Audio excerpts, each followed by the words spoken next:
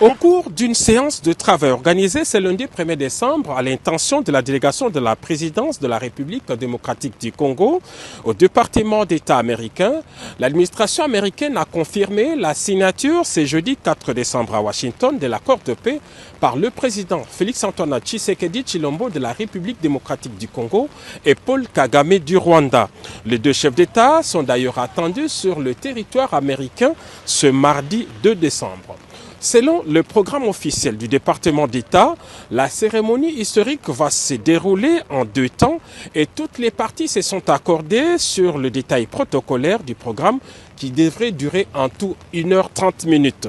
La première étape se déroulera le même jeudi 4 décembre à 11h à la Maison-Blanche. Le président américain Donald Trump va accueillir ses hôtes respectivement à 11h pour le président du Rwanda et 11h10 pour le président de la République démocratique du Congo avant de les convier à une rencontre trilatérale d'une dizaine de minutes dans son bureau ovale de la Maison-Blanche. Les protocoles ne prévoient pas à ce stade de prise de parole des deux chefs d'État. Seuls les ministres des Affaires étrangères de la République démocratique du Congo et du Rwanda accompagneront les deux chefs d'État dans les bureaux du président américain. La signature de l'accord proprement dit aura lieu à l'USIP, United States Institute of Peace, l'Institut pour la paix des États-Unis d'Amérique.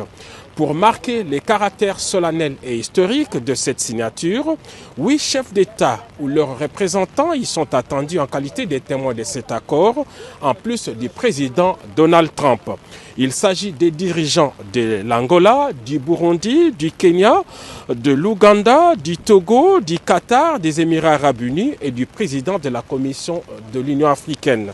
En leur présence et devant les caméras du monde entier, les présidents Félix Tshisekedi et Paul Kagame vont apposer leur signature sur l'accord de paix, le même document qui avait été signé le 27 juin dernier par le ministre des Affaires étrangères des deux pays. Par cet acte, les deux chefs d'État entérinent ce document, qui est un instrument international de paix formel et juridiquement contraignant, conclu entre les deux États souverains sous les bons offices des États-Unis d'Amérique et en présence des représentants du Qatar et du Togo en qualité de facilitateurs. Il est prévu, à l'issue de cette cérémonie, les déclarations publiques de président Trump, Paul Kagame et Félix-Antoine Tshisekedi Tshilombo. À ce stade, on peut donc dire que la signature de cet accord est irréversible.